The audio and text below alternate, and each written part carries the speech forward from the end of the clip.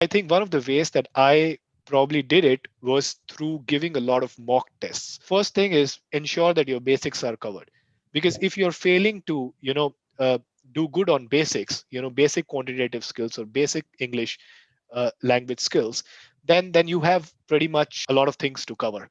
If what you're writing does not seem credible, is not interesting, is not structured, and it's not making sense, and you are just fitting the same story into many different essays, it won't work.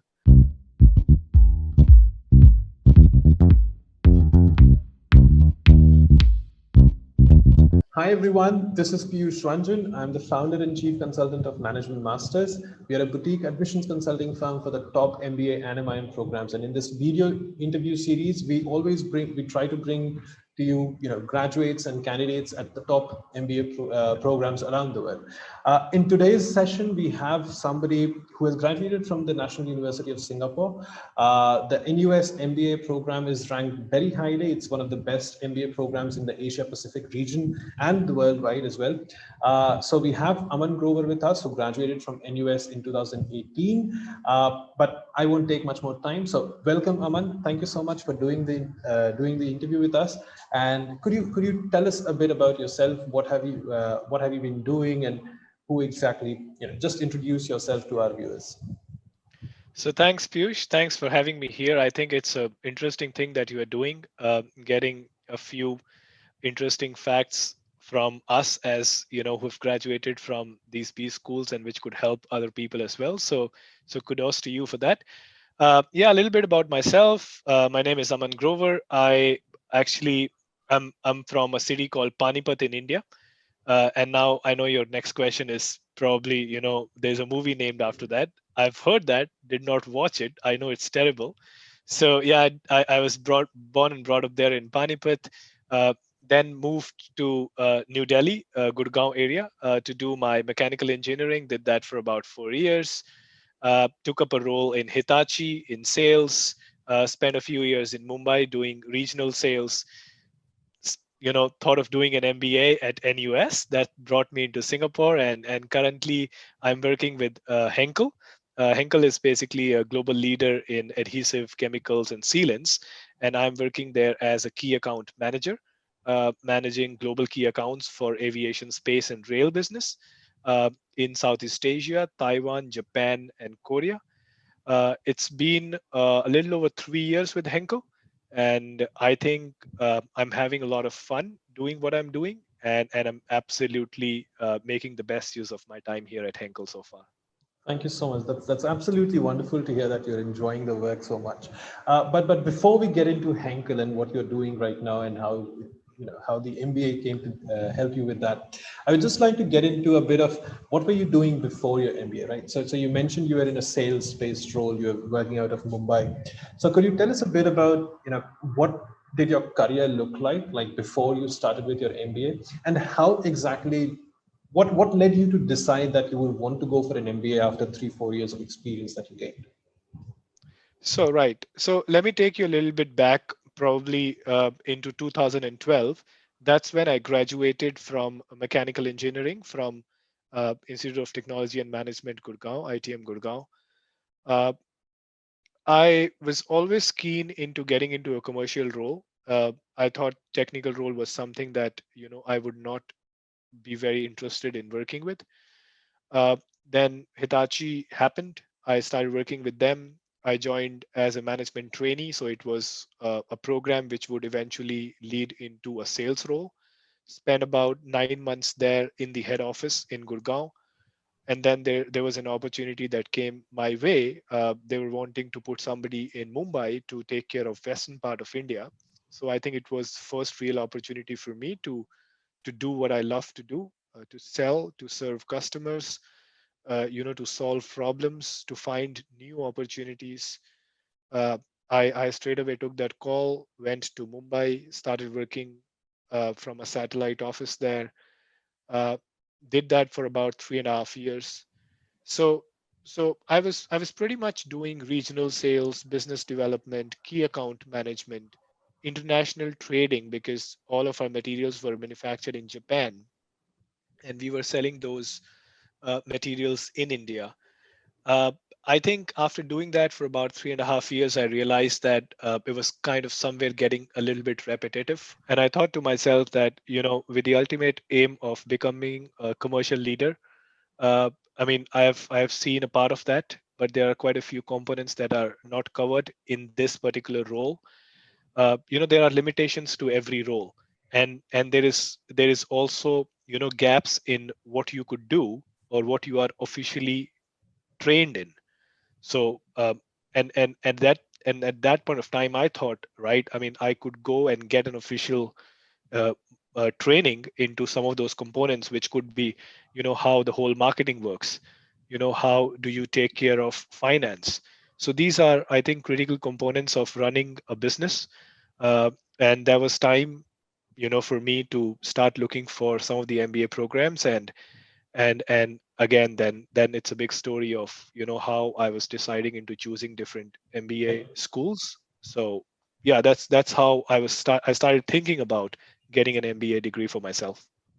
Makes a lot of sense. So if I try to sort of summarize it, you still wanted to remain in that commercial sort of role that you wanted, that you already had. It's just that you wanted to upgrade yourself to a better position, or find more opportunities in similar sort of roles. Would that be correct? Yeah, I mean, when I look at myself, everybody has their strengths and weaknesses. I think my strengths lies in commercial. So I love numbers, I love problem solving. I love structures. So when I was actually reflecting on what I actually want to do with my life, I think staying in commercial related fields was something that spoke to me very closely. And I finally decided, but to basically enhance my learning.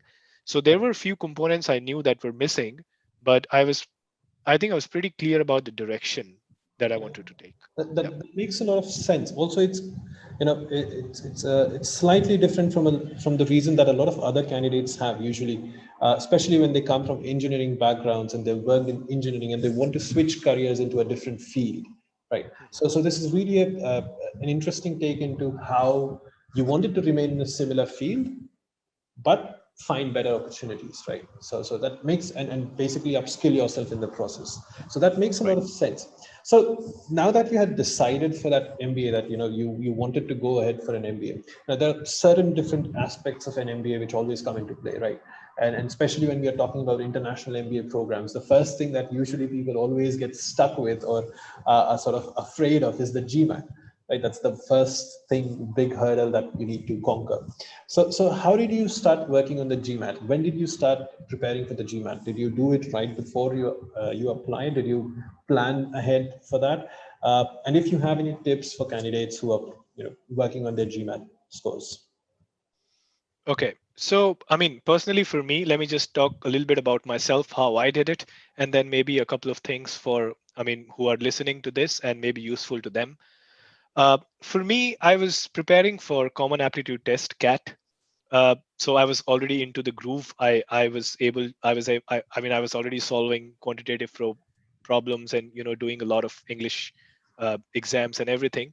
So I think as far as the basics were concerned, I was pretty much covered up already.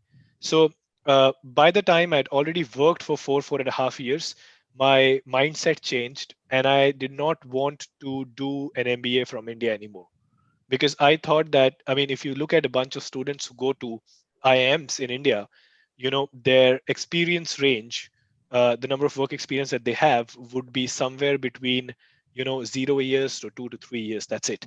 Yeah. So I'd already worked for 4.5, 5 years, with Hitachi, and I thought that I would want to do a global MBA, because that could add value into what I was looking at, and Yeah. not just theoretical based learning, which IIMs or any good school would give you. So the basics were already there. I pretty much knew about quantitative and your English six skills that were required for GMAT exam. I think it was all about getting familiar with the structure of the exam, Mhm. trying. to understand how to pace yourself in that exam, and then finally, prepare yourself to be sitting in that exam for what, 3 years, for 3 hours, 4 hours, I think. Yeah. So around that time. So how does your mind behave? When you constantly focus on something for 3 to 4 hours, and then how your body behaves. What's the best time of the day for you to give an exam? So a lot of thought went into that, and I think one of the ways that I probably did it was through giving a lot of mock tests. So so now uh, coming on to the part where I could help somebody who's preparing for GMAT exams is, first thing is ensure that your basics are covered. Because Yeah. if you're failing to do good on basics, basic quantitative skills or basic English language skills, then you have pretty much uh, a lot of things to cover. Yeah. Right. So if you're good on basics, then probably you're just looking at what? I mean, you're just looking at the structure. So if you give a lot of mock tests, the other three factors, the structural part, the familiarity part with the exam, the consistency part, all of those could be covered already, Yeah. while giving your mock test. So if in mock test you could score, let's say 720, 730, 5 or 6 times, and you are in the right frame of mind, then I'm sure you could do well in your main exam as well. Yeah. So And I it's think, just about, yeah, it's just about repeating the same performance you yeah. know that you have in mock Absolutely, tests. absolutely. And I think you touched upon something very, very important when you talk about that, the sort of getting familiar with that structure, right? Because I remember when I started working on my GMAT, uh, the biggest issue that I faced was I could not sit for 4 hours, right? So 2 hours into the preparation, and then you just feel exhausted, right? And that's where the initial energies went into, like just sitting there for 4 hours continuously, making sure that you're still charged up at the end of those 3.5 hours, and when you start that last section, right? So that's a very, very important thing that you touched upon. So thank you for that. But then the second question, once you're done with the GMAT, once you're done with the test, you have those test scores in hand. You know, how did you choose which schools to apply to? Did you only apply to NUS? Did you apply to a few other schools? And why did you choose those schools? Could you give us an insight into that? Yeah, so I think there is a lot of thinking that goes while you're choosing a B school, because it is going to impact your future. So, you could have different parameters, different criterias, and everyone can have their own criterias based on their personal life situations. For me, I was looking into a program which could, of course, excel my career, uh, you know, give me experience of managing diversity. That was another thought process. I was thinking that once I graduate from a certain school, I should be able to take up a role which could challenge me, which could further put me on a path of progress, and I could do something that I have not done before. It's something new for me, right? So the first school that I was looking into was University of Toronto, Rotman School of Management, and I got into that. I was also told that I was the first one to get interviewed for Rotman, and I was the Ah, first one to get an admit from Rotman that year. that's So awesome. yeah, so then what happened?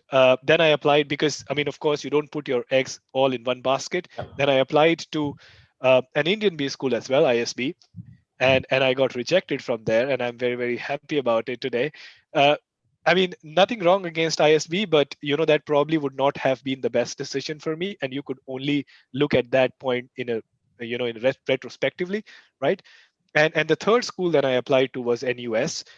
Getting an MBA from Singapore would put you in Singapore and would give you an opportunity to work on a very diverse region, Southeast Asia and overall Asia Pacific, once you grow into that role. And then what happens is, uh, you know we all know how center of gravity is now shifting towards Asia, right? Yeah. So Absolutely. it's not a bad time to be in Singapore. So once I had admits from two schools, then some of the criterias could be, how much are you paying in that school, right? So you end up paying $120,000 in Rotman, versus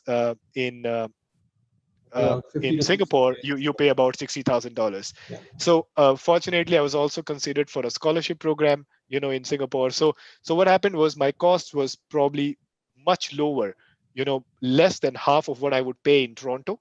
at that time.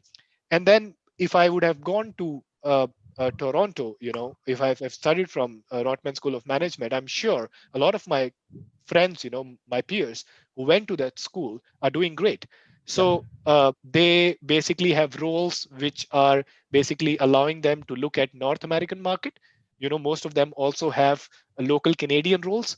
Mhm. So a good part was looking at a role which gives them much more exposure into entire North American market, which is pretty matured, versus a role in Singapore, which would give you a very diverse set of region. Because look at the amount of countries we have here, Yeah. small countries, very different from each other. So I think both had quality, and money was another factor that I choose this. And when Mhm. I look back, I think it was a uh, pretty good deal for me in terms Yeah. of what I invested and what I got out from it. So this was a little bit of how I thought about it. Makes You know, makes makes makes absolute perfect sense. And I think I'm just going to call out same pinch. Both of us have been rejected by ISP, right? So so that's a nice, interesting common thing that we have. And just to bring in another aspect of this, right? Because NUS is the NUS has a very small cohort, right? It's hardly 100 people in every batch, right? Not even right, 100, right? right. Did that also play a factor in choosing the school for you? I think it was 110 students when I was studying. Mhm. I mean, it remains at that number, just to clear that out. Mhm. Absolutely. I mean, if I be honest, no. Because at that point of time there are so many factors for you to consider. So I think overall a lot of people would rely on the the available information and the key factors that would impact the candidate in the long run. uh, Looking backwards, small cohort size would definitely help, but Mhm. I think even if you have a bigger cohort, they still segment you in classes of 50 students, Yeah. right? So anyway, at one point of time, you're studying with 50 or 60 students, or maybe less than that, 40 students. And when it comes to networking, you are basically going beyond your batch. Yeah. So so when I'm reflecting now that you've asked that question, my question is that, does it make sense, or does it even matter how big the cohort is? Probably it's just gonna uh, increase your competition in when you are graduating from the school and looking for jobs. But in Singapore, if you do an MBA from NUS, if you do an MBA from NTU or SMU, there are, let's say, 100 students each in 3 classes. So you're also competing with them, and then you're competing with NCR, then you're competing with a couple of other local universities. So I think you're competing with the rest of the folks in the country anyway.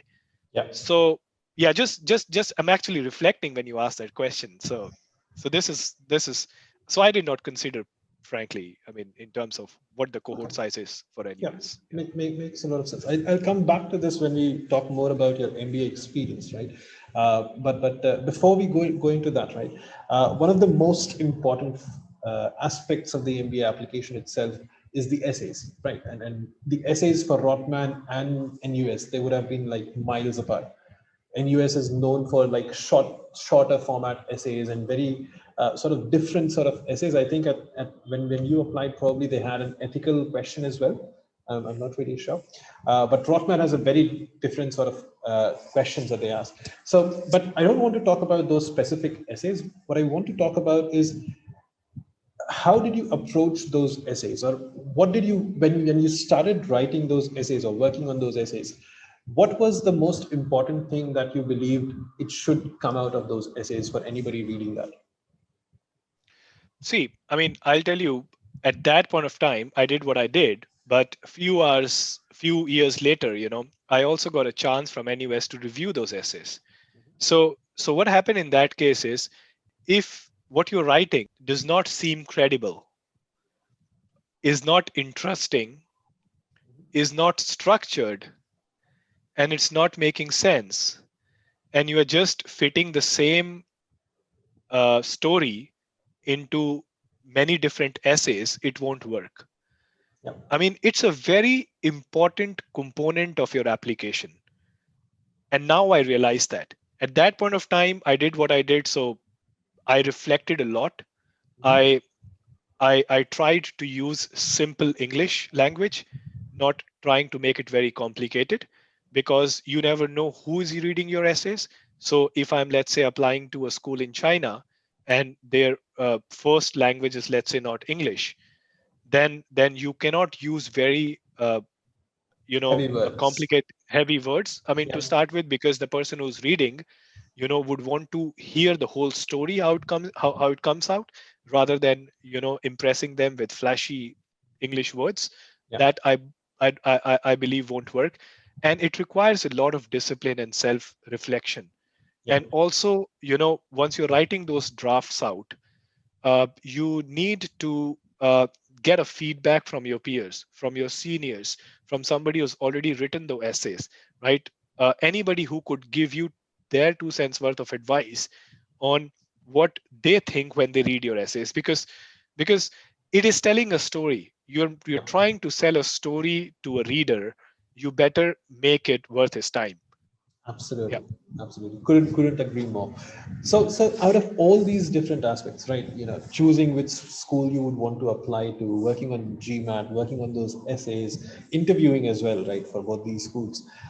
What did you find as the most interesting part for you throughout that application process? Was there something that really stood out for you that you really enjoyed? Yeah, I mean, first of all, if you're not enjoying your GMAT, or if you're not enjoying your writing your essays, if you're not enjoying your interviews, then it's not the best thing that you're doing. So you should rather spend time on something else.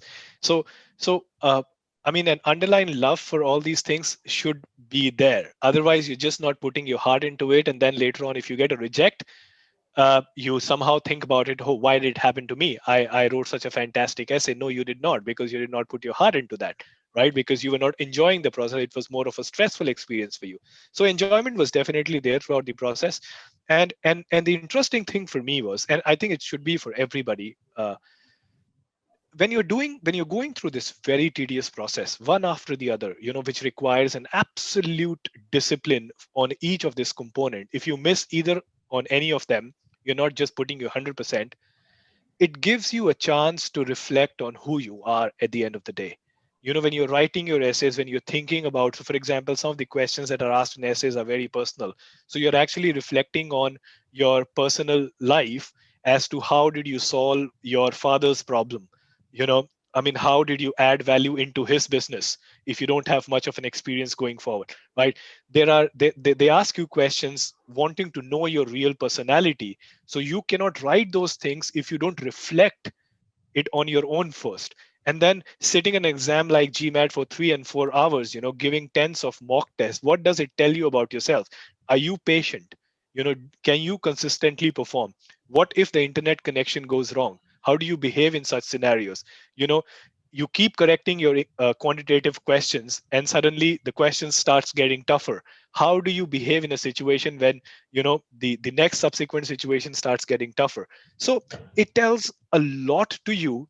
It just needs somebody to actually realize, oh my god, how much I have learned from this process. From an idea of just getting into an MBA, forget about an MBA. I've done half my MBA even before entering the school. Absolutely, absolutely, Yeah. absolutely.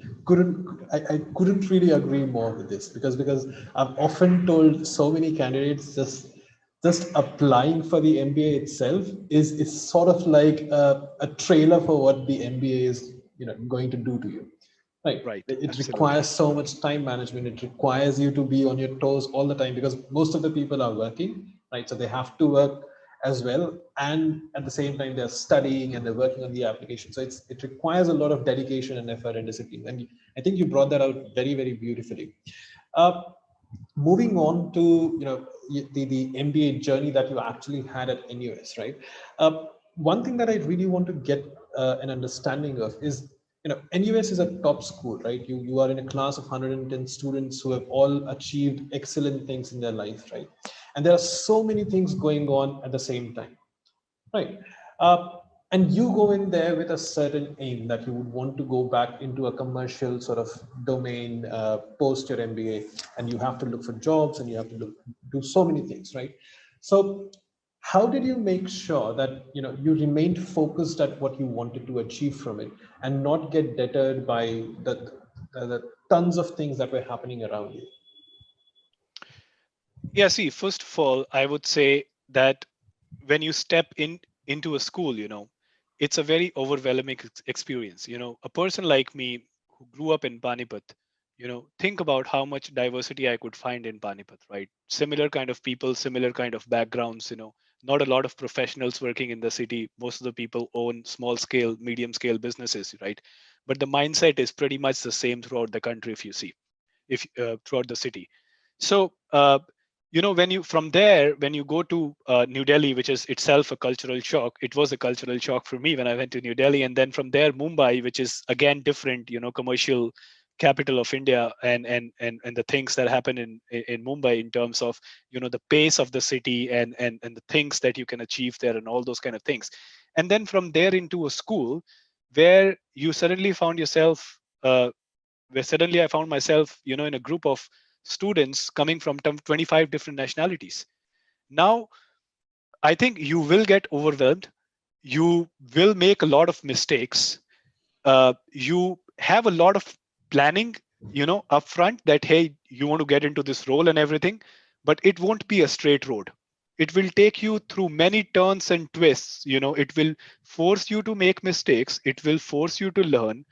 One thing that kept me sane was that I was very clear that I am not leaving Singapore until I get a job here.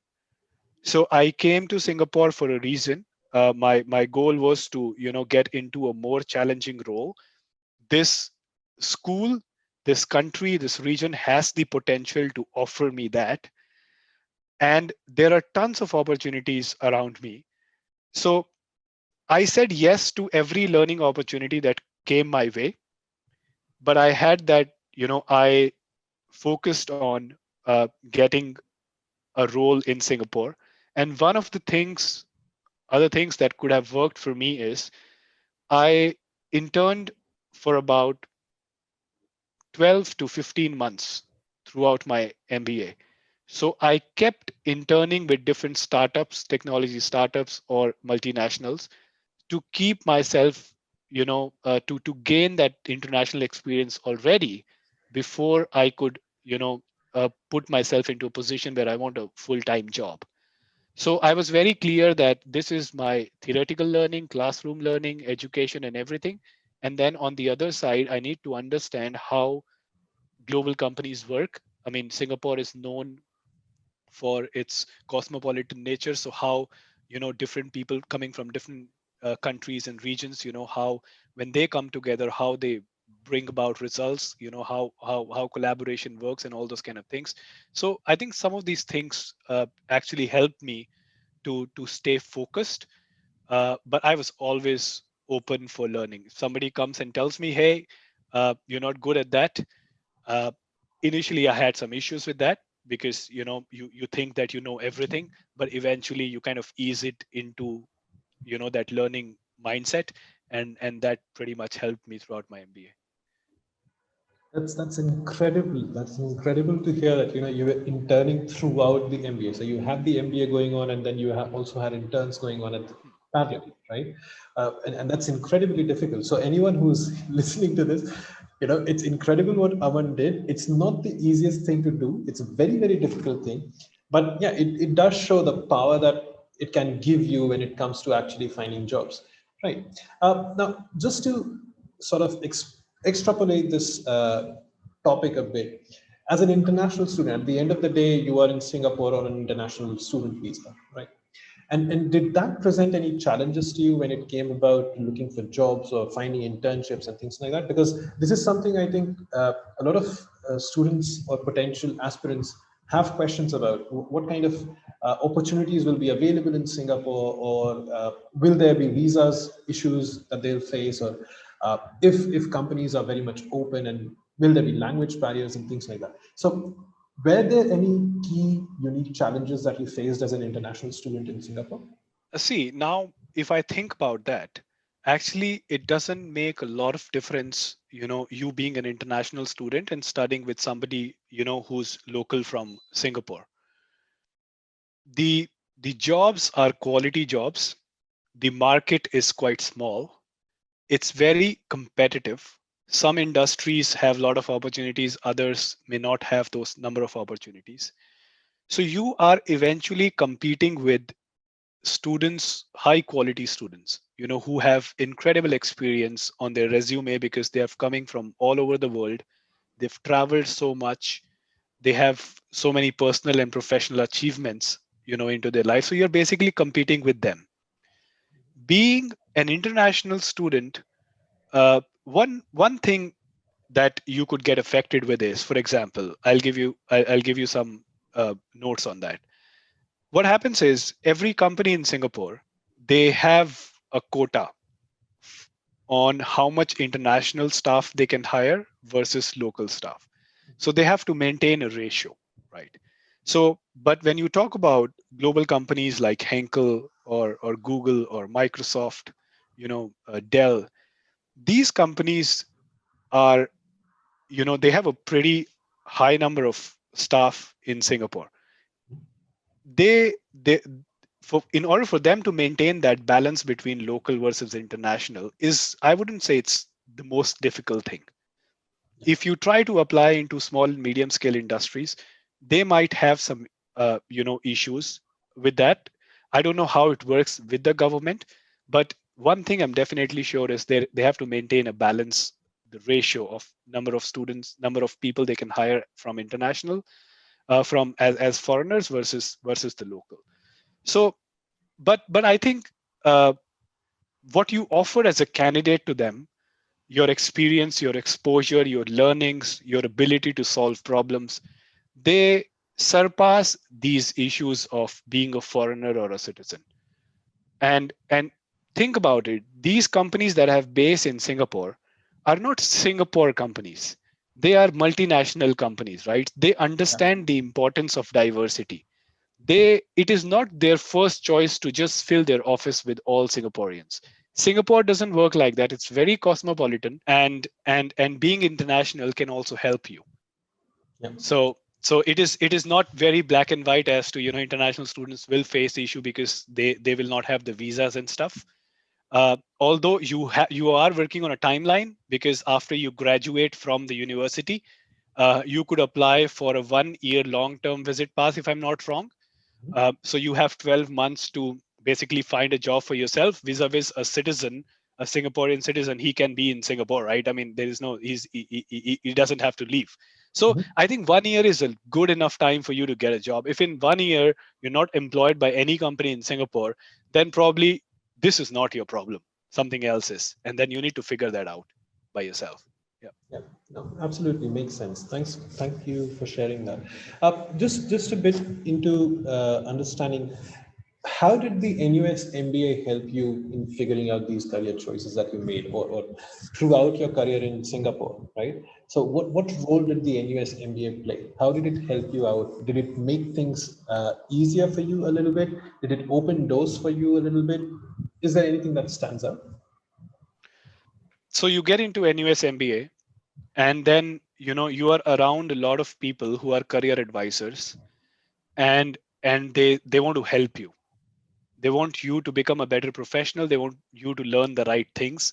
They want to connect you with industry leaders, the company sponsors.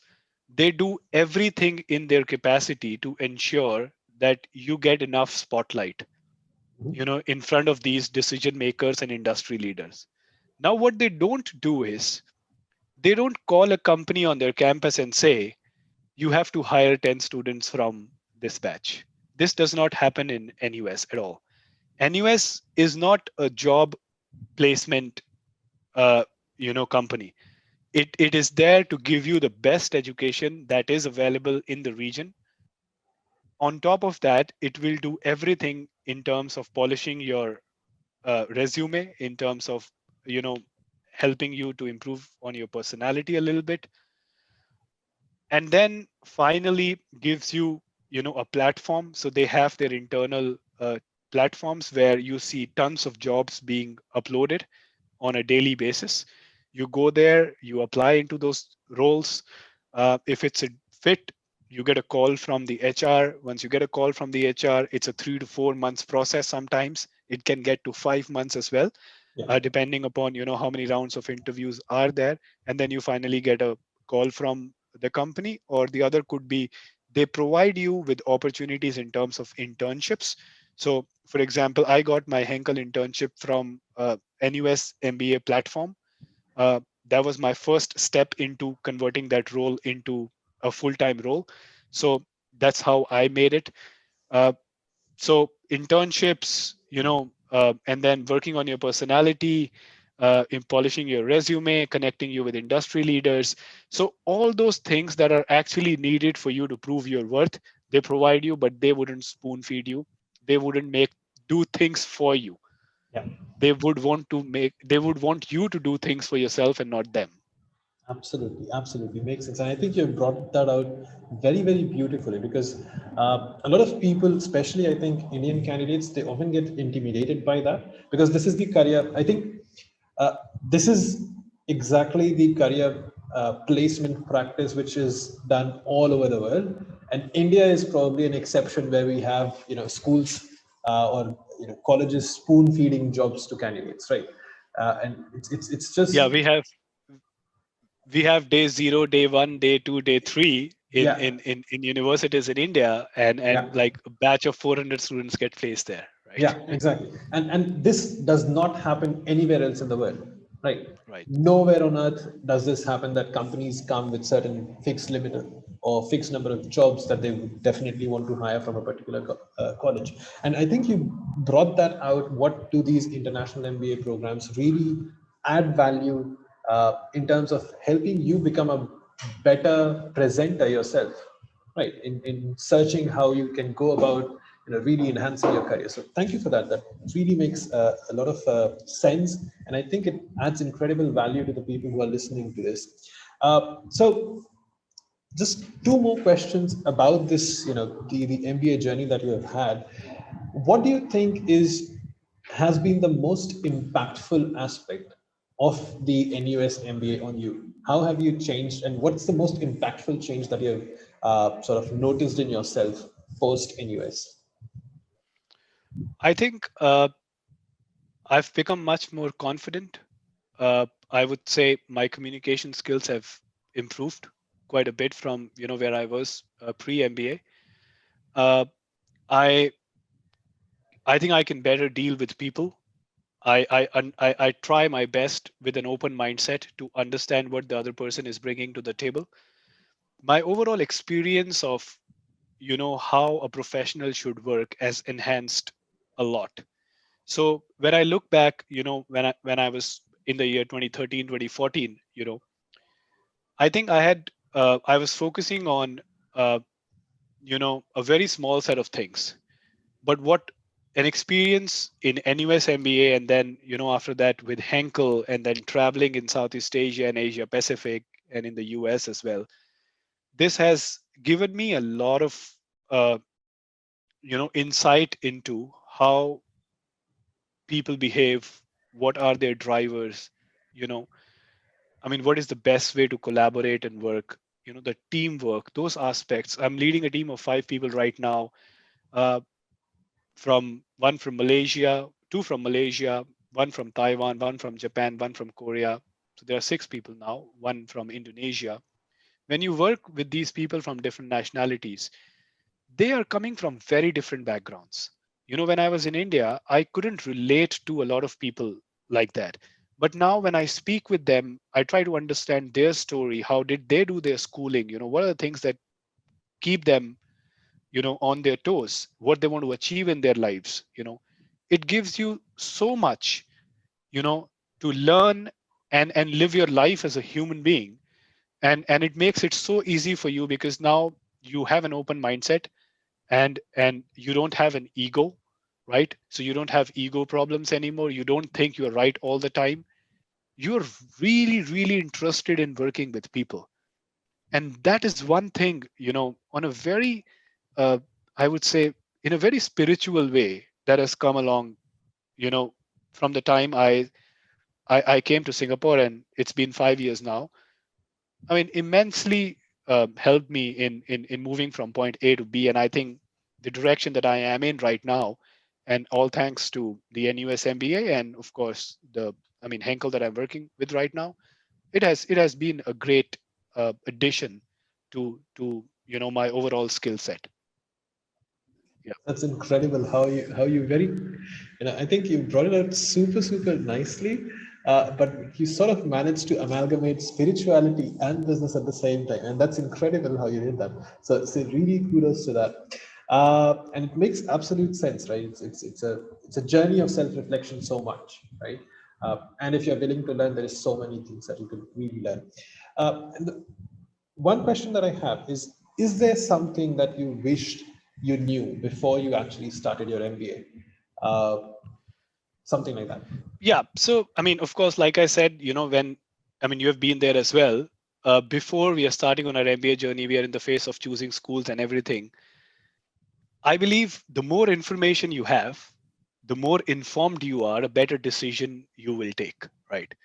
So at that point of time, if I knew that how possible is it to pivot your career, in different countries that you go to, could have added a lot of value, and could have also impacted my decision or somebody else's decision. For example, I was in a sales role, right? I was at that point of time, even, I was very clear that I want to get into a commercial role, but probably I wanted to try consulting for a couple of years because you know what consulting does to you, the professional consulting firms, the MBBs of the world, they make you think so much in such a short span of time. What that does to you is you grow exponentially, from being a normal, from a general professional to a really a big problem solver. So I thought that it will be good for me to spend a couple of years in consulting, but pivoting in Singapore is very tough. you know um, and why is it tough? Because the market is too small, the supply is pretty high, and I would say it is very, very difficult for the companies to bring you in and then invest on you for a couple of years and then make you ready to do business. They would rather hire somebody who has 5 years of consulting experience on their resume so Mhm, that they can add value from day one.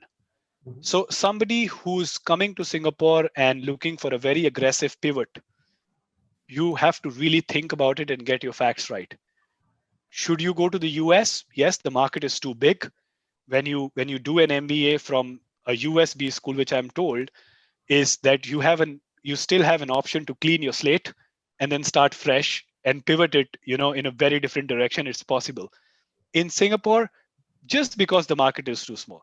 But if you are somebody, who could challenge the status quo, who could solve problems like this, who could network so well and prove your worth in those 15 months that you spend in your MBA, and give ample reasons to your hiring manager that you are the right person even though you don't have a consulting experience on your background, then so be it.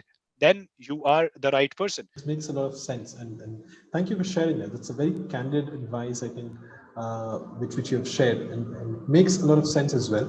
I think just to add to that a bit about the US schools and why it's easier for people to pivot or switch their careers when they go to the US is also probably because of the time limit that they have with their MBA, right? Those are mostly 2-year MBA programs, have that specific timeline when they could actually go ahead and do internships and figure out different things and then go ahead with a career switch. But it's absolutely very easily understandable the way you have explained it. In fact, it's very nice to see and very candid. So thank you so much for that. I think we are mostly done with our questions, and what we like to do is now we'll try to move into a slightly more fun part, the last aspect of our interview, and that's the rapid fire round.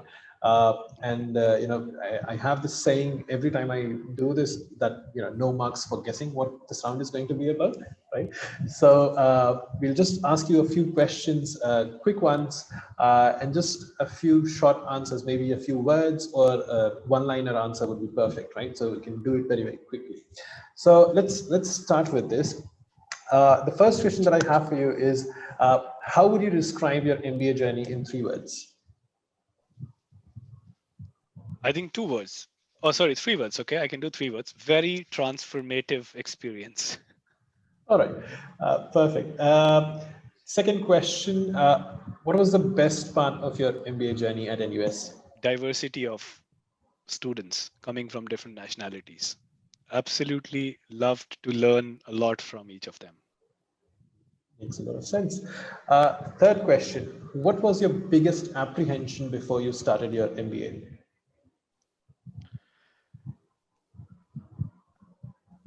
I think taking a risk, from leaving a stable job, because that's how we are groomed, we are taught. So it was about risk taking, and I think I absolutely loved risk at that time, and I would continue to do that again if there is an opportunity. Absolutely. So, any one particular society or club or event that you attended at NUS which you absolutely loved? Uh, I mean, I was leading the marketing club, so I still remember we had a presentation for AB InBev. It's the Mhm. company which makes Budweiser. Yeah. They were on the campus, and because we, as the marketing club leaders, were leading that event, and there were 6 groups of people making presentations. I think they gave us some problem to solve, and it was absolutely fantastic. And looking at what AB InBev does, that was also one of the companies that I was looking at very actively. There was a lot of incentive associated with there, that. there were a lot of incentives associated with it. Yeah, that's nice. One thing that you would want to change about your MBA experience? I think this is a tough one.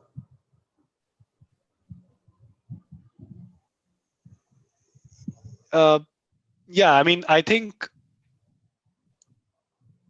I would be a little, I would have taken a few more risks at that time in terms of choosing my modules.